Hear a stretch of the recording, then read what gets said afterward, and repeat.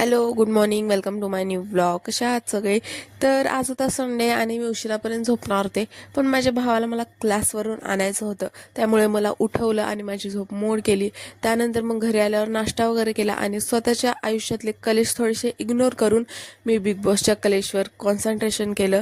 आणि मग I know हा एपिसोड जुना आहे, पण मी आता बघते कारण मी तेव्हा बघितला नव्हता.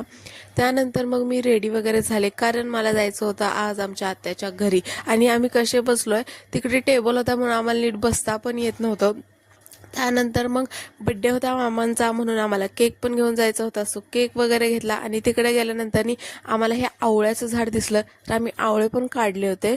आणि मग जेवण वगैरे केलं, केक वगैरे कट केला आणि त्यानंतर मग घरी आलो. घरी आल्यानंतर बघितलं तर माझ्या भावाने हे सुंदर शोपीस आणलं होतं. इतकं छान वाटत होतं ना, अंधारात इतकं भारी दिसत होतं. असं म्हणजे लय भारी वाटत होतं अंधारामध्ये. त्यानंतर मग घरी आल्यानंतर इतकी थंडी, इतकी सर्दी झालेली असताना सुद्धा मी आईस्क्रीम खाल्ली.